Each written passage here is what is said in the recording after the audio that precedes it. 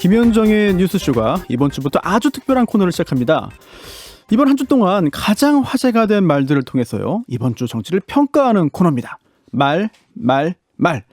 함께 해주실 말 감별사 두 분을 모셨습니다. 우선 더불어민주당 전재수 의원님, 안녕하세요. 네, 반갑습니다. 안녕하십니까? 네, 반갑습니다. 그리고 국민의힘 김은혜 의원님입니다. 안녕하세요. 네, 안녕하십니까. 김은혜입니다. 네, 이 말 감별사로 두 분을 모셨는데 이게 말을 잘하는 것만으로는 안 돼요. 잘 듣기도 해야 됩니다. 그런데 저희가 면밀히 검토한 결과 두 분은 이제 언변은 뭐 당연히 갖추셨고 다른 사람의 이야기, 주장 경청하는 귀도 이거 갖고 계시다. 감히 저희가 그렇게 좀 평가를 해봤는데 어떻습니까? 스스로 좀 인정을 하시는지. 네. 제가 보기에는 김은혜 우리 의원님은 진짜 엄선하신 것 같은데. 예. 저 전재수는 그냥 막 뽑기 한 것 같은데. 막 뽑았는지 아닌지는 김은혜 의원님께서 한번 좀 짐작해 주시죠. 전재수 의원님이 네. 김은혜 의원 정도면 괜찮겠다 말씀하신 게 아닐까 싶은데요. 이렇게 화기애애하게 시작을 하다 보니까 약간 좀 당황스럽기도 합니다. 전 본 경기 들어가면 어떻게 될지 모르겠어요. 네.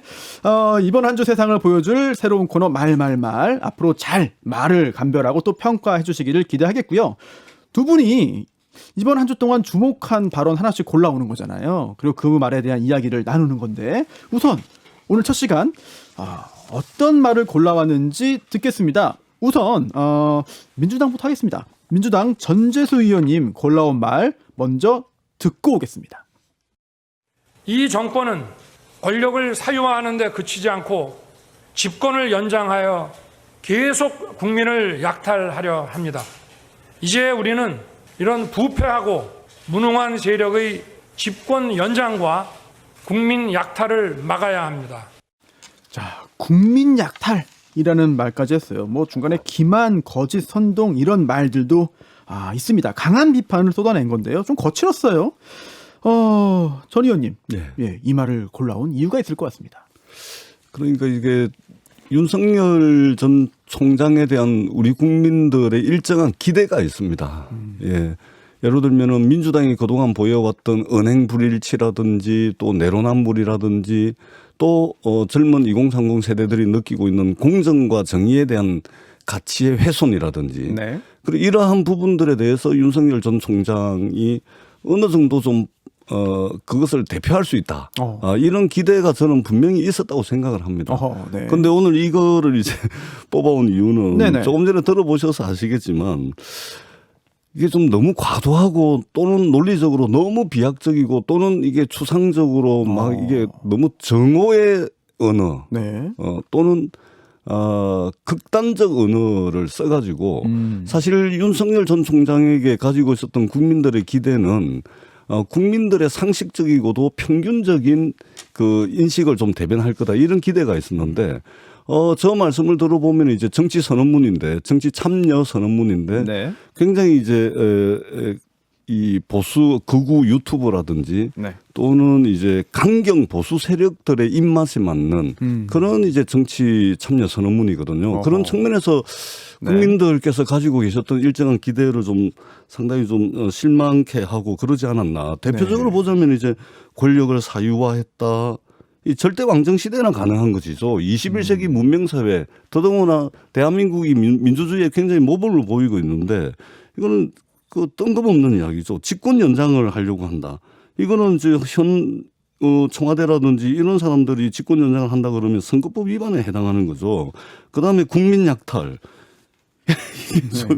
그 기만과 거짓 선동, 부패하고 무능한 세력. 예. 아니 물론 정부가 잘못한 거를 하나씩 나열하자면 아마 많을 겁니다.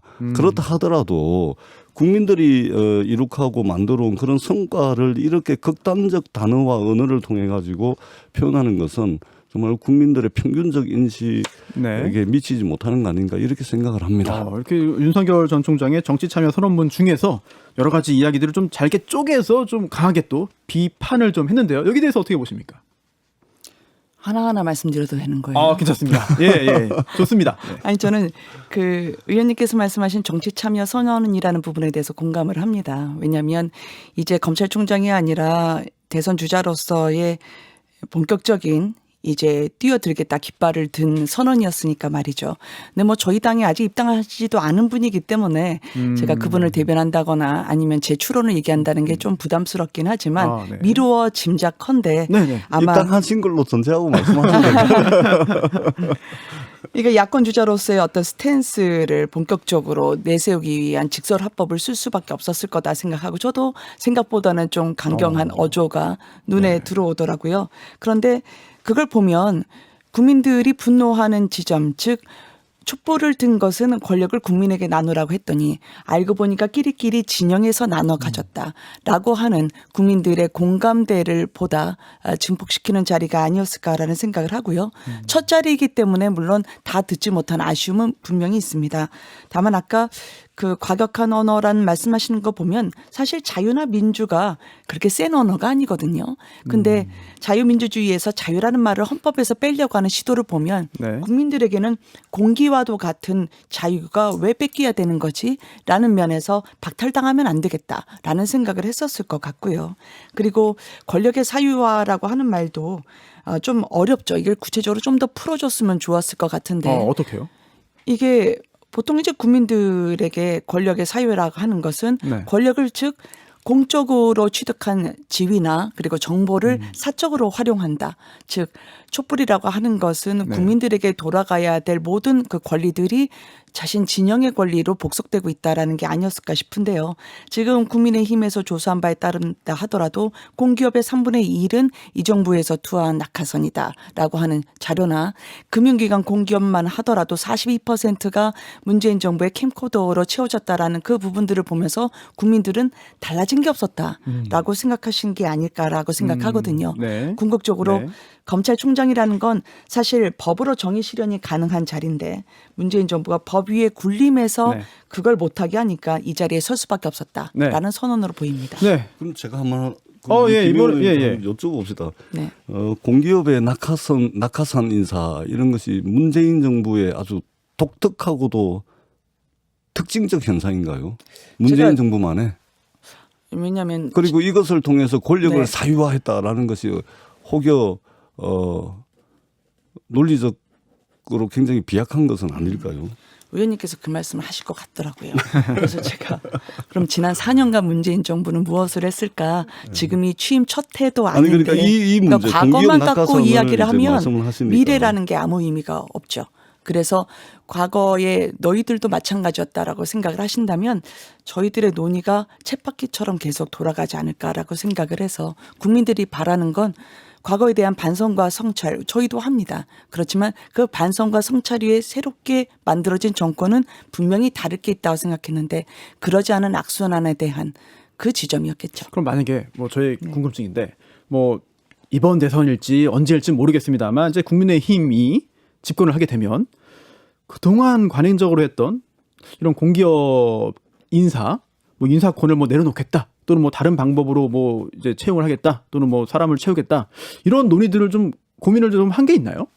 분명히 해야죠. 그리고 이 부분에 대해서 저희가 선언적으로라도 어떤 식으로든 분명한 의지를 표명할 거고 네. 그건 당연한 원칙이기 때문에요. 다만 아까 말씀드렸던 그 권력의 사유화 부분에 대해서도 조국 전 장관에 대한 수사 때 많은 분들이 느끼셨을 것 같아요. 적폐 수사할 때는 특수부에 대해서 상찬을 하다가 살아있는 권력을 수사할 때는 특수부의 힘을 빼려고 했죠.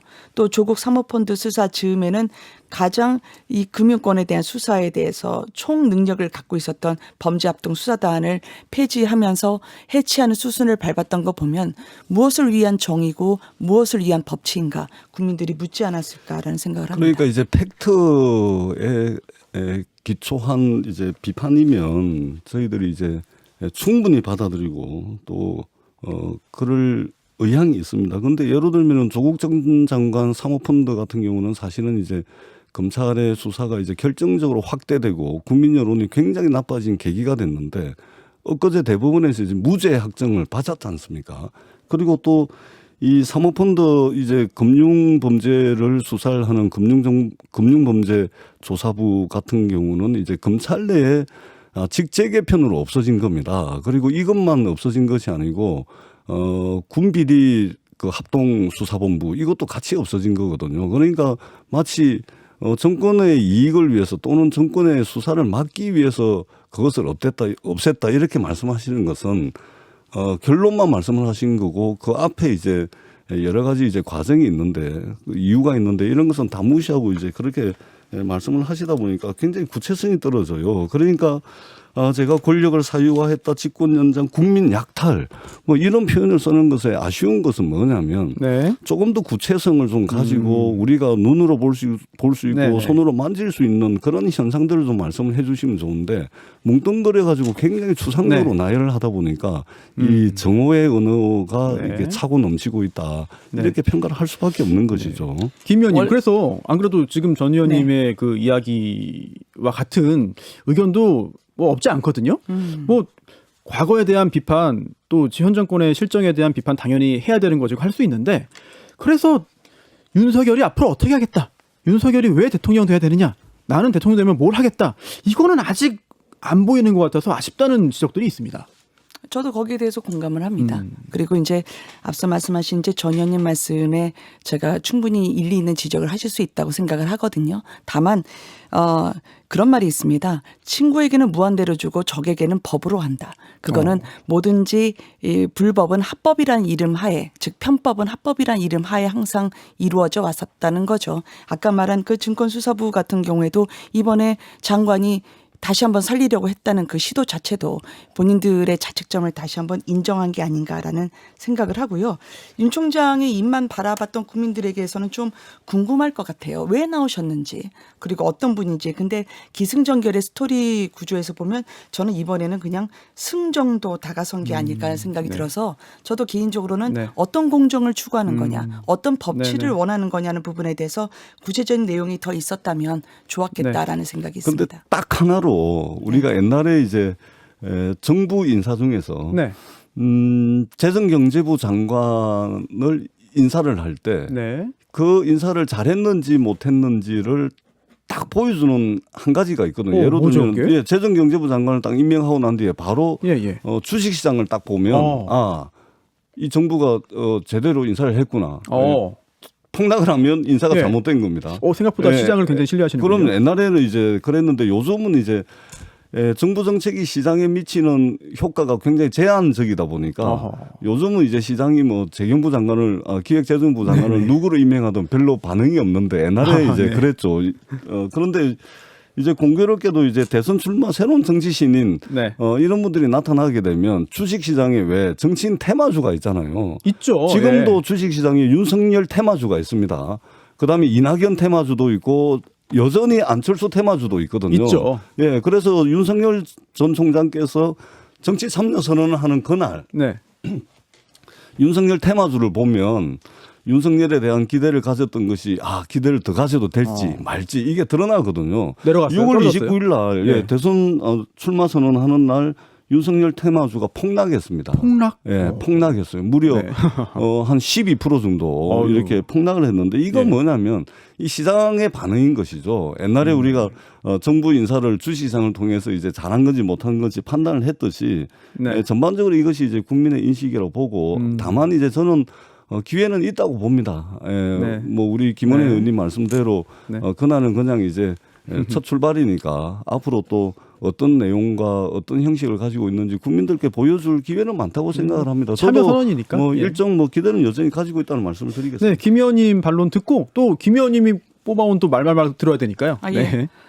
그 보통 이제 주식시장에서의 주식이라고 하는 건 이미 그 정보나 기대치가 반영이 됐다고 생각하면 떨어지죠. 선반영이다. 근데 저는 윤석열 총장의 테마주가 떨어졌다는 걸 반론하고 싶어서가 아니라 예. 대선 테마주 약발 떨어졌나 윤석열 이재명 출마 선언 이후에 줄줄이 하락세. 그거는 두 주자가 마찬가지였습니다.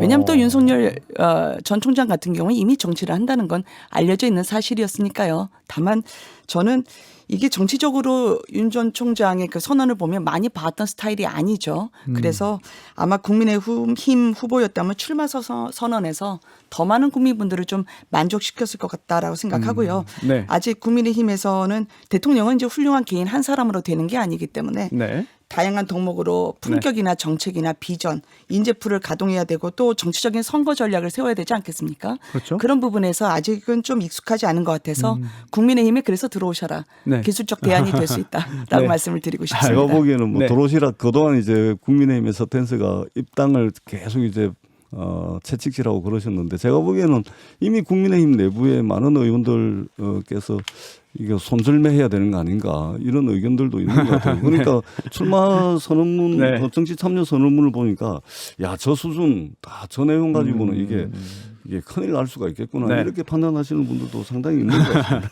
알겠습니다. 사실 그 저 한마디만 해요. 예, 짧게 하고 갈까요? 예, 짧게만 부탁드릴게요.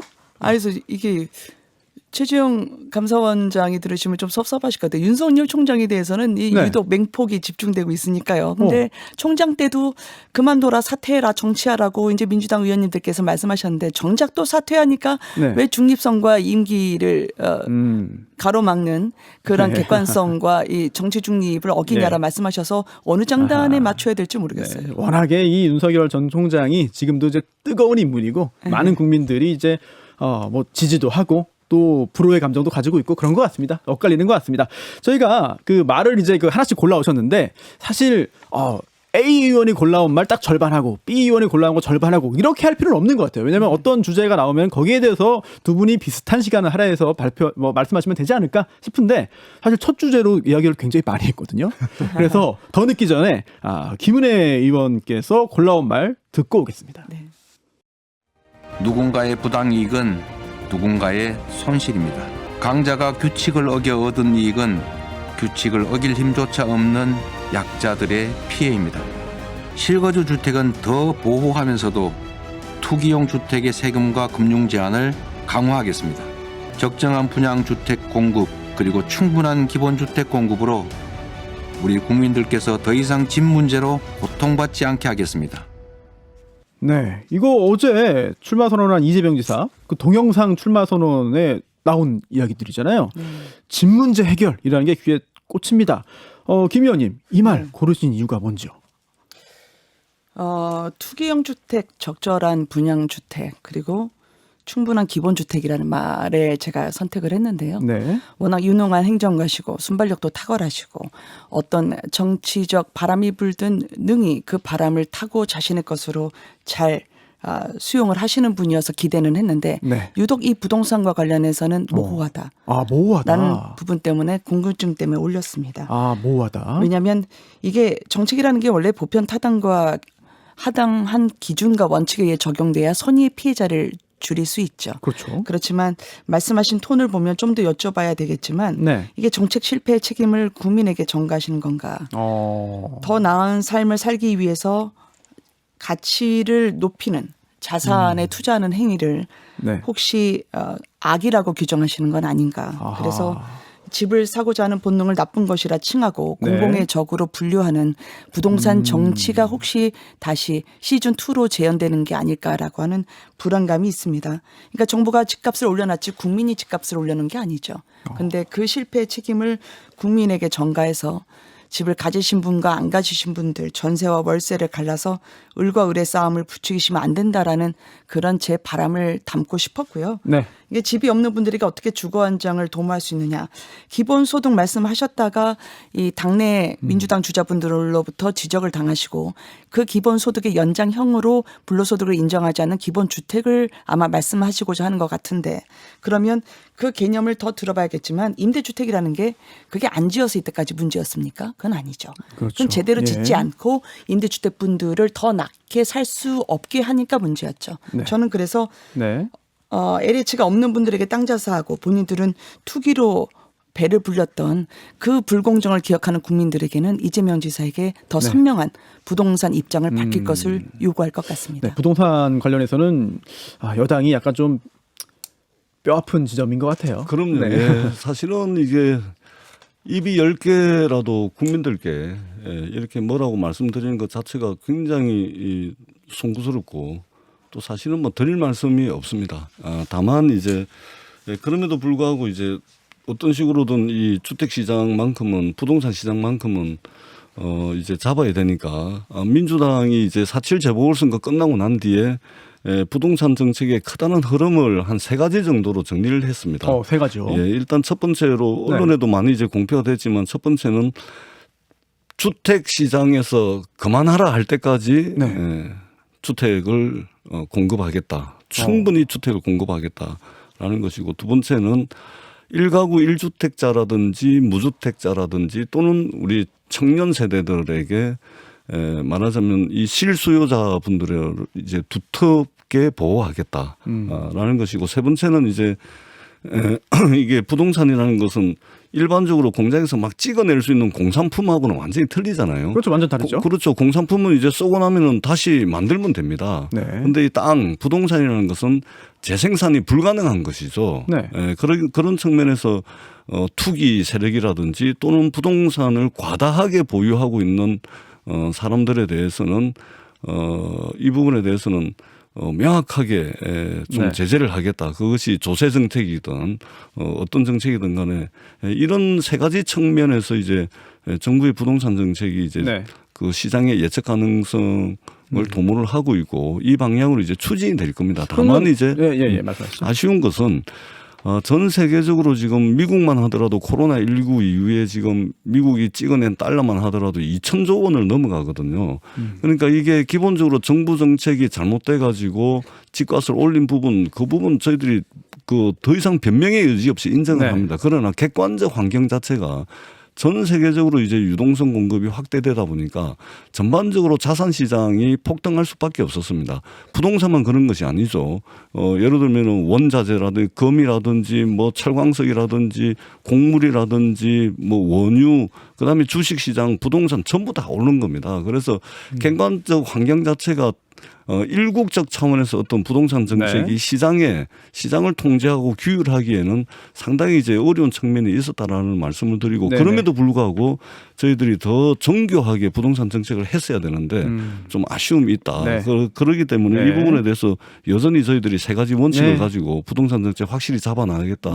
이 말씀을 좀 드리도록 하겠습니다. 지금 정부 여당의 특히 정부의 어떤 그 부동산 정책 관련해서 좀 아쉬운 점 그리고 더 바로잡기 위한 그런 방향까지 말씀해 주셨는데 짧게 그래서 지금 김은혜 의원은 이재명 지사의 이 출마 선언에서 부동산 관련된 언급이 좀 모호하다, 추상적이다, 이거 좀 아쉽다 말씀을 지적을 한 거잖아요. 여기에 대해서는 어떻게 생각하는지 짧게 한번 듣죠. 그렇습니다.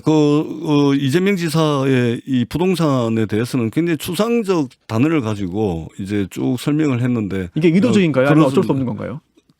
예를 들면은 이제 출마 선언문은 이제 어떻게 보면 이제 거대 담론이 될 수가 있는데 여기에 구체적으로 이제 종부세는 어떻게 하겠다, 거래세는 어떻게 하겠다, 1가구 1주택자에 대해서는 어떻게 하겠다 이렇게 하는 것이 전체 선언문의 맥락에 좀 맞지가 않죠. 그래서 이 부분은 추후에 아마 이재명 지사께서 아마 꼼꼼하게 준비하고 있는 것으로 알고 있기 때문에 국민들께 한번 소상하게 설명드릴 기회가 있을 거다 이렇게 생각합니다. 알겠습니다. 김 의원님도 하실 말씀 많을 것 같습니다.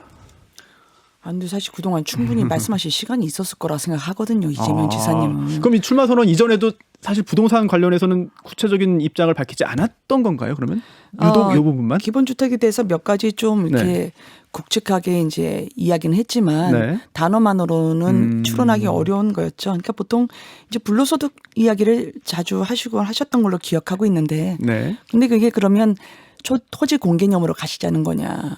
그러면 중국 같은 경우에는 헌법 9조 10조에 제가 기억하기로는 토지 공개념을 아예 헌법에 박았거든요. 중국이요? 그럼에도 불구하고 세계적으로 가장 높은 부동산 값과 투기 광풍에 휩싸이고 있습니다. 더 이상 국가를 신뢰하지 않는다는 거죠. 투자하는 국민들은. 즉 본능이 헌법을 이긴 셈인데 그런 면에서 보면 이게 LH나 임대주택으로 해결할 수 있는 게 아니라 저는 사실 개발정보라는 게 권력을 타고 흘러가거든요. 그래서 국민들은 집 한 채 못 사게 하게 되고 집값을 올려놓은 사이에 전세 씨도 말랐죠. 거기에 LH 개발 정보가 이른바 황금알을 낳는 거위처럼 힘 있는 분들에게 스며들어왔기 때문에 이런 부분에 대한 국가 우선의 공공 주도가 민간을 죄악시하면서 벌어졌던 그 시장의 왜곡, 그리고 국민에게 집 없는 서민을 더 힘들게 만들었던 그런 자산 양극화를 어떻게 해결할지 대선 주자로서 단어 하나라도 명쾌하게 했으면 좋았을 것 네, 같다. 네. 키워드 정치 잘하시는 네. 분인데 부동산만큼은 네. 키워드가 안 나오더라고요. 네. 사실 저희가 저는 더 하고 싶은데 이게 또 뒤에 코너가 있어가지고 시간이 벌써 지금 꽉 찼네요. 저도 너무 안타깝고 아쉬운데 뭐 어쩔 수가 없는 상황에 좀 처한 것 같습니다. 그래서 오늘 참 하실 말씀 아직도 뭐 엄청 많이 남으셨겠지만 네. 지금 남은 시간이 1분이에요. 그래서 그래요? 마지막은 좀 공평하게 반반씩 이렇게 해가지고 전 의원님부터 한번 30초 만회 발언 한번 들을까요? 예, 그 2%가 이제 새로 이제 편성된 거 아닙니까? 그렇죠. 예, 이게 뭐 기본 언변을 갖춰야 된다고 이제 말씀을 하시는데 저는 이제 뭐 말하는 것보다 좀 많이 들으려고 앞으로 노력을 하고 우리 CBS 청취자분들이 더 많이 들을 수 있는 프로그램이 될 수 있도록 예. 준비도 많이 하고 그렇게 하겠습니다. 아유, 예, 김 말씀 의원님께서 잘하시는데요. 오늘 주신 말씀은 또 제가 이재명 지사한테 또 전달하도록 그렇게 해서 국민들이 믿고 맡길 수 있는 그런 부동산 네네. 정책을 잘 준비할 수 있도록 네. 제가 잘 전달해드리도록 하겠습니다. 네. 김 의원님이요? 저는 못다한 말을 하려고 하다가 의원님께서 하신 말씀을 들으니까 다시 한번 어유, 고개가 예. 숙여지면서 네, 완전히 그 지금 장르가 바뀌었습니다. 네, 갑자기. 2%의 사실 2%를 통해서 저는 전 의원님하고 함께 과거보다는 미래를 이야기하고 또 뭐 이재명 지사나 윤석열 총장이나 보면 조금은 무서울 수 있고 혹시 다르면 틀리다고 얘기하실 수 있는 분인가라는 우려가 없도록 그런 포용과 화합을 얘기할 수 있는 새로운 리더십을 함께 만들어 갈 수 있도록 그렇게 잘 저도 머리 싸매고 준비 잘하고 열심히 임하겠습니다. 저는 뒤끝도 없고 인정할 건 인정합니다. 알겠습니다. 네. 말만 오늘 처음이었잖아요. 이제 해나가면서 더 재미가 있어지지 않을까라는 생각이 들고요. 오늘 두 분의 말 감별사 정말 감사드립니다. 지금까지 민주당 전재수 의원, 국민의힘 김은혜 의원이었습니다. 감사합니다. 고맙습니다. 김현정의 뉴스쇼는 청취자 여러분의 참여로 이루어집니다. 트위터, 페이스북, 레인보우 게시판, 그리고 단문 50원, 장문 100원의 유료 문자 샵 1212, 우물정 1212 통해 참여하실 수 있습니다. 김현정의 뉴스쇼, 여러분과 함께 만듭니다.